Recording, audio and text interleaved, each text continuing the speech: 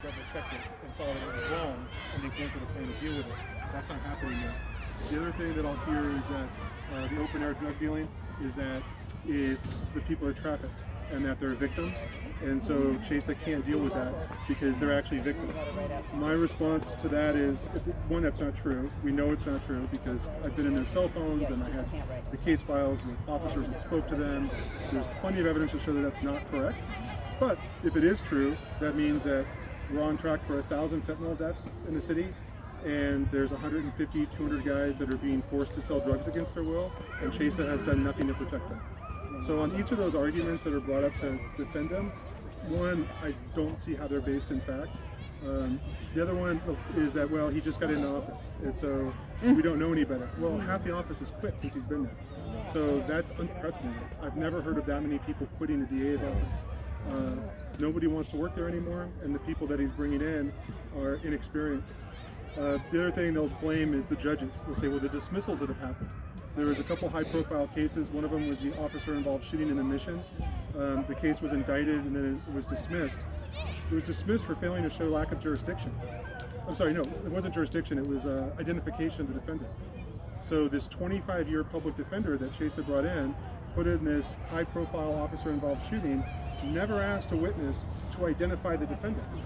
So after spending all of his taxpayer money, which is about $25,000 a week just for the court time, there's a motion to dismiss, and it's because they failed to Just ask a anybody, rookie move then. Who's that guy? Yeah. Yeah, and so, but then the defense is like, well, the judge did it.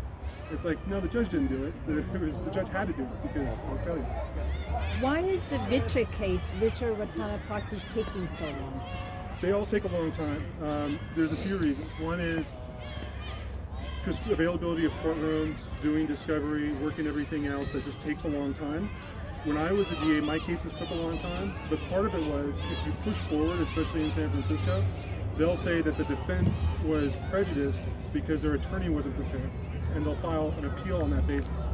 So like I had the Kate Slattery case, remember that night when two bicyclists were killed the same night? Mm-hmm. I had the one that was killed over on Howard Street. And when talking to her father, I would explain, I don't just want to get a conviction, I want to make sure that it gets past appeal. Because in that case, the person was looking at 8 years in state prison as a minimum, and that was mandatory. Chesa just dismissed that allegation, and he got no jail time. He got credit for time served for killing a woman on a bicycle when he was doing cocaine and at a strip club, and his wife caught him and he was trying to get away. So those cases are very frustrating. And the family was very frustrated. It had been going on since 2016. But we don't just want to get a conviction, we also want to make sure that it sticks. So that's why cases could take a long time. I don't know specifically why his was. Like years? Yeah, it'll take years. Wow. And the part of it is that the defense will throw up every barrier they can to going forward. They want people's memories to become, foggy. They don't want people to remember as well.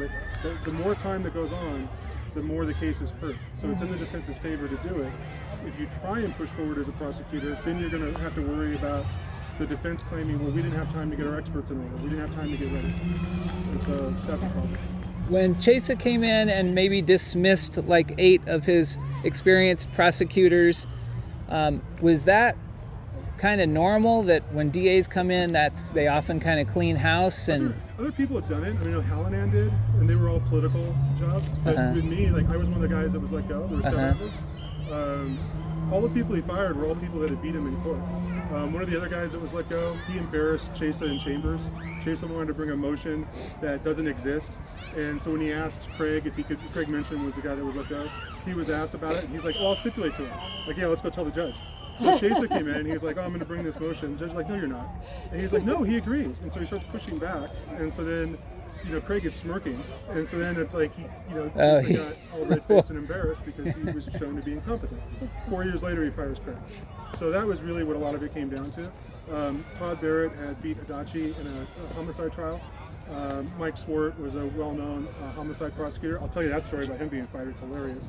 And then Ana Gonzalez was the head of gangs. Linda Allen was a 30-year prosecutor.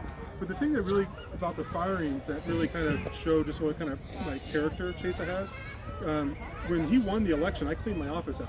Because I'm like, I beat the guy in trial. I know he's petty and vindictive. He's they got a very thin skin. So we knew what he was going to do. So I cleaned my office out. He was telling our union rep, he's not letting anybody go. He's like, I'm keeping the staff.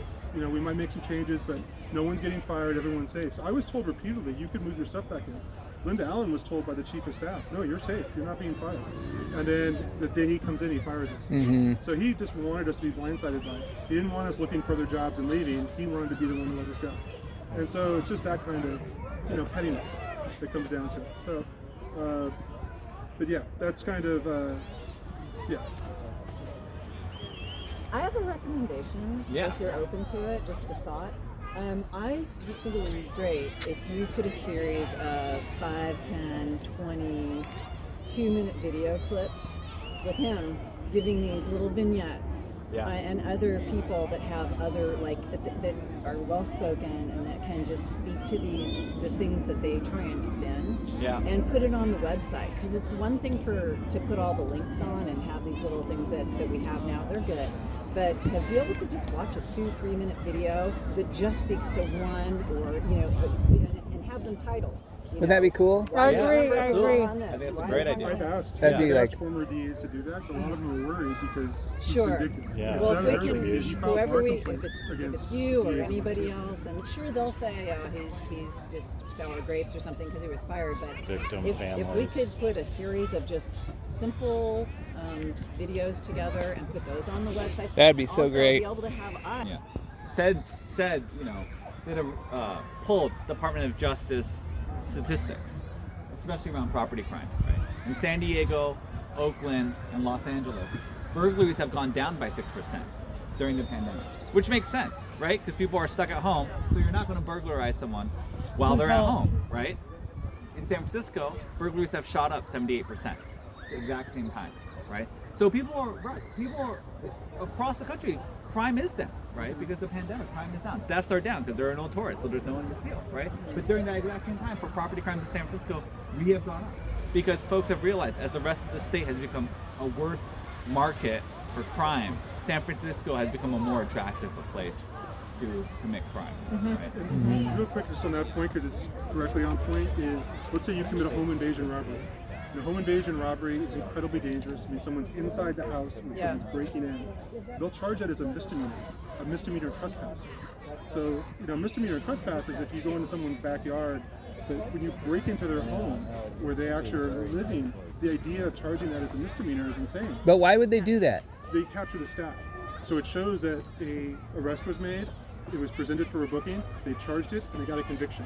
And Oh, they the go, "Look, conviction we did a great on job." the They conviction don't on the misdemeanor. track- They don't track the repeat offenders. Uh-huh. So when that person does it another 10 times, they don't track that. Yeah. And if you look at the SFDA's dashboard, the stats that are up, Uh-huh. they don't track repeat offenders, they don't track dispositions. So it just shows the case was presented, we charged it, and we got a good result. But that good result was, you know, hey, that guy's done it 10 more times. Also, when they'll say like, hey, we prosecuted 1,000 of these crimes, it's like, yeah, but it's 10 guys that have done it 100 times. Yeah. You're not actually being effective. You're not Right. actually stopping the problem. Huh. And so, if you look at their stats that the DA puts out, they're hiding those things like So how it's many that. repeat It's offenders that what I'm talking about on the and how many video. of them absolutely. are.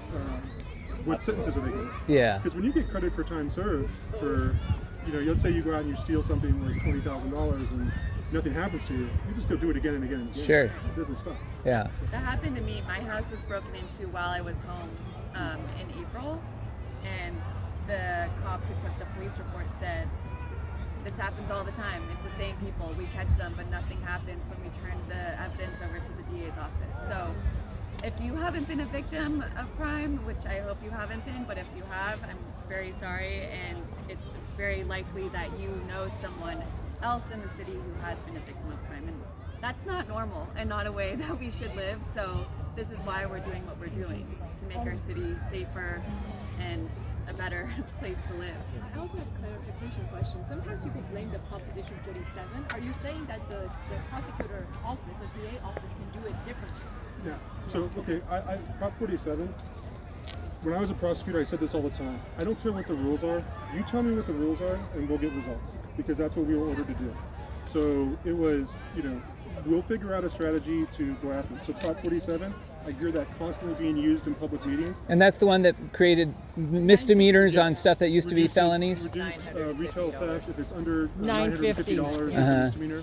So one, auto burgs, felonies, always been felonies, they remain felonies.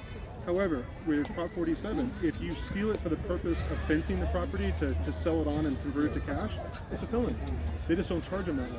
There's all sorts of ways to... But auto burglaries, I thought that those were now misdemeanors. Their felonies always have been. They always have been. Always have Oh, been. that's a big They don't misconception. charge them that way, though. They'll charge it as a misdemeanor vandalism. Uh-huh. You can charge it as a felony. So what we hear is at the public meetings, I was just at the police meeting for Richmond, and the DA that was assigned there was saying, oh, well, Prop 47 has tied our hands. It's not true. Anyone that tells you that they're blaming Prop 47 for what's going on, they're just being lazy. They're not thinking of ways to get around it. If two or more people are acting in concert, so two people go in to steal together, Conspiracy. charge it as a felony. No, it's right in the statute. You could charge it as a felony. So you just have to think about, there's a 490.4, which is another retail theft related charge that you can put on it.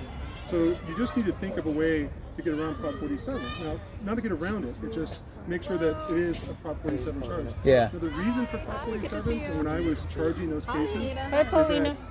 if someone went in and stole a sandwich and a toothbrush, cannot even it would be a felony, and that would tie up my time. I wanted to go after the person stealing $10,000 of product, like cosmetics that are then being sold on Amazon. Yeah. Not the guy who's stealing the sandwich. Right. No one wanted to charge the guy that's stealing the sandwich. But we were stuck with either charging it as a felony or charging it as nothing. So Prop 47 was good because it cleared those cases out of my caseload. They could then go get services through the misdemeanor courts and then get, treatment or get whatever they needed, support services to stop that criminal behavior. The people that are doing it for financial gain, well, that's not going to happen. So those people were the ones I wanted in my caseload. Right. So I don't have a problem with Prop 47. And from my perspective, anyone that blames Prop 47 for not getting results, Lazy. yeah, they need to figure out how to do their job better. Yeah. Depending on who says it though, because someone might be my friend. Will you be able to speak to, during these fireside chats, will you be able to speak to how they respond to how SFPD is not doing their job? Yeah, I'll respond to that right now. That's So I used to, when I was in law school, I started a student group that filed complaints against the Berkeley and Oakland Police Department. So it was called Community Advocates for Police Review. When I was in law school, I was helping people get their public and private benefits. My clients were reporting that Berkeley and Oakland police officers were being very heavy-handed and assaulting them. So I started this student group that filed citizens' complaints against the cops. I never had a cop give me any grief for having done that. I was just at a picnic with a Berkeley cop, a sergeant, who knew me back from when I used to do that. And he had no problem. We were talking about the cases I used to charge. Before I was at the DA's office, SFPD hired me to teach at their academy, knowing full well that I used to work with Cop Watch and that I used to work filing complaints against police officers. None of them ever had a problem with it. The police union never had a problem with me. When I was assigned to the Southern and Tenderloin police districts, I was then working out of their stations. No one ever gave me any grief for it. So the way I've always seen SFPD, if you put your head down and work, they'll step up and start working too. If you're not fair, if you're politically motivated, if you're being dishonest, they're not going to work with you. But I can tell you, between myself and Boudin, I'm the only one that's ever got cops in trouble between the two of us, and the cops never had a problem with it. Now, the cases were egregious and they knew what they were, but they also knew that I wasn't politically motivated, and they worked with me. So they knew that I was, that I had integrity and I was doing my job correctly. So my thing is, blaming the cops for not taking reports, which is true, they don't, and they don't want to take reports, and they're worried about being charged with a crime or losing their pension if something happens, so they just are in a stand-down mode. You can't blame them for that. But I'll tell you, as soon as DAs come in that start working, SFPD will start working. They're frustrated, they're angry. I've talked to dozens of them about the recall because they're constantly asking me about how it's going. They're waiting for that to happen where they can start working again. Are they allowed to sign the recall? No. They're not allowed to. I don't think they would. I mean, I think they can if they're here, but they're not going to talk about it publicly. And they try and stay out of politics. And most of the time they put their heads down and work and just kind of wait. But right now, I mean, you're worried about, because you're not going to be treated fairly. So if something happens and there's a critical incident, did you see the one that was on Twitter with the car that was boxed in and just hit all rammed all the police cars? Yes. Everyone's wondering why that happened. It's because none of those officers want to be intervened and they'd be charged by Chesa. He doesn't have their backs. But not only that, he's actively looking to ruin people's careers. And so if you're not going to be treated fairly, you're not going to want to risk your pension and your livelihood for that. And I feel like that, I don't know if that is something that can be bullet pointed with the fireside chat, but it needs to be told because the news out there, they're just echoing what they are saying, and that is that Chesa's pointing fingers at just about every other institution. That's the other thing too, is that you don't blame your partners. You're supposed to be partners, and I had that happen with SFPD where people would blame the DA's office or blame SFPD. And people that didn't know me were like, hey, I've never met Tom, but he's my partner and I work with him. So I'm not going to sit here while you trash him in a meeting without saying something. So we would have those things where that would happen. But to go on the news and blame someone else for all your failures, and of course we're not going to do that. Which I think is part of, he's not trying to work, he's not trying to get anything done. Well, Tom, I think like one of the things that I'm learning this morning, which I didn't have an appreciation for before, was that I was just always under the impression that Chesa is just grossly incompetent. But it also sounds like he's just a bit